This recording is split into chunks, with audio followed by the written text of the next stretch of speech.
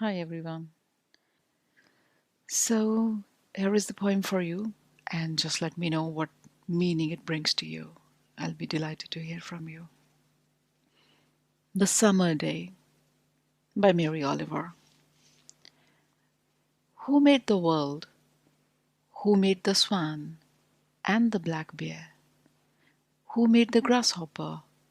This grasshopper, I mean, the one who has flung herself out of the grass, the one who is eating sugar out of my hand, who's moving her jaws back and forth instead of up and down, who's gazing around with her enormous and complicated eyes. Now she lifts her pale forearms and thoroughly washes her face. Now she snaps her wings open and floats away. I don't know exactly what a prayer is. I don't know how to pay attention, how to fall down into the grass, how to kneel down in the grass, how to be idle and blessed, how to stroll through the fields. This is what I've been doing all day. Tell me, what else should I have done? Doesn't everything die at last, and too soon? Tell me, what is it you plan to do with your one wild and precious life?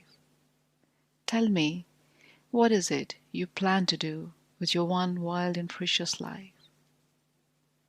So tell me what really held for you in this poem. The lines that really held for me really mirror my situation right now, and sum up things for me. Um, is the line that goes, "Tell me what else should I have done? Tell me what else should I have done? Tell me what else should I have done?" The sheer helplessness, uncertainty, and sadness that we are feeling at the moment, the gravity of the situation, with the lives lost every day to coronavirus, and how we feel imprisoned. There's a part of us that feels so imprisoned, so stuck and lost. And there's a part of us that is finding a wave of humanity, of people reaching out and learning what we can offer. We can offer kindness, attention, presence, listening with our heart, and really opening ourselves to an awareness towards the suffering of others and life.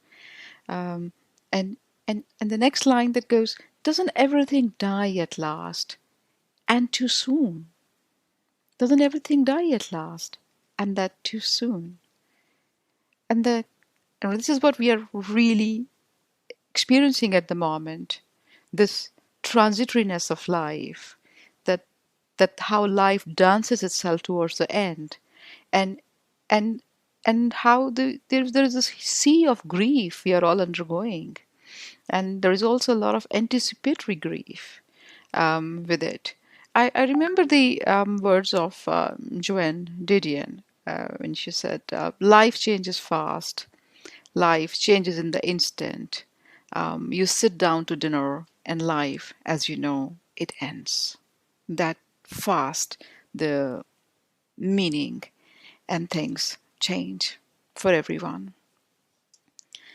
The next line, which again really holds us, is, "Tell me, what is it you plan to do with your one wild and precious life?"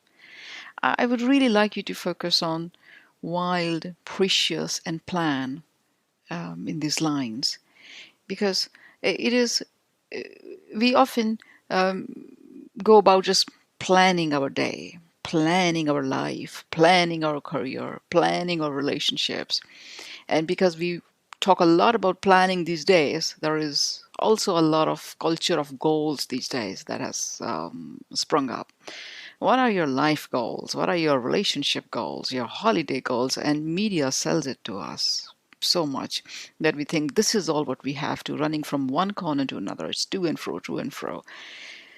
But that's not what life is. Mary Oliver says it is not about planning, and it is best lived unplanned. And it is wild, it is untamed, it is free, it is brave. That's how we are born. The cost of it cannot be calculated. That precious it is. It is beyond our capacities of purchase.